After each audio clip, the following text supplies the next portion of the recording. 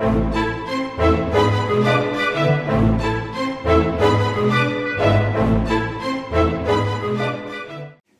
Kyle Scheidler, and this is Threat Watch. On October 28, 2014, Muslims4Ferguson, a group organized by the Muslim Brotherhood Connected Council on American Islamic Relations, held a phone conference to discuss the 5th anniversary of the death of Imam Luqman Abdullah. During a raid by the FBI in 2009, the Detroit imam opened fire, shooting a police canine. Agents returned fire, killing him in the process. The FBI's criminal complaint alleged that Abdullah was a leading member of the Ummah, a group of African-American Muslims seeking to impose Sharia law and violently target law enforcement. Former Black Panther and Muslim convert H. Rap Brown, a.k.a. Jamil Abdullah Amin, founded the group.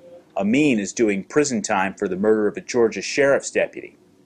CARE and other Muslim Brotherhood-linked groups have been deeply involved in promoting Amin and Abdullah as civil rights icons, claiming that these jihadists were unfairly targeted and discriminated against by law enforcement.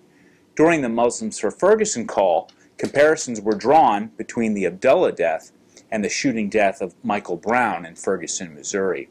What's ironic is that while CARE was lionizing Abdullah and Amin on a national conference call, earlier that week another man who also idolized Amin was doing his thing.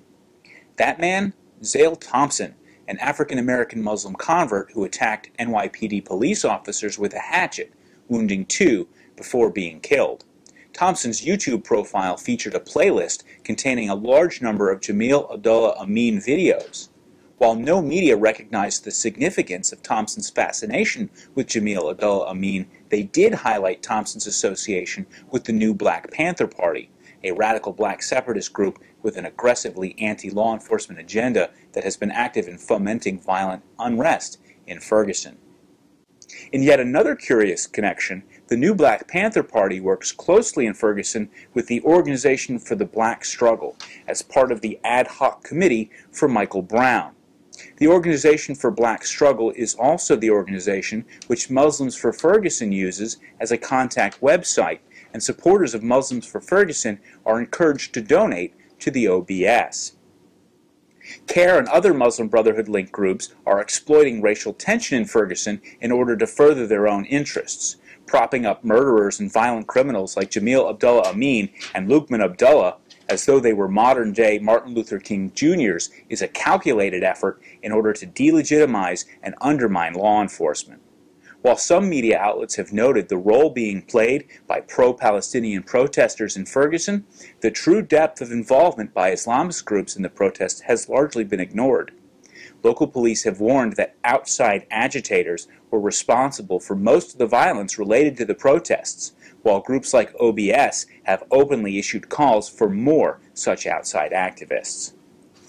By hosting a conference call to tie the anniversary of the death of Ummah leader Luqman Abdullah to the actions in Ferguson, the Muslims4Ferguson group is fulfilling a goal of the Muslim Brotherhood in North America to position itself as the leader of a broad coalition seeking to target law enforcement under the camouflage of civil rights.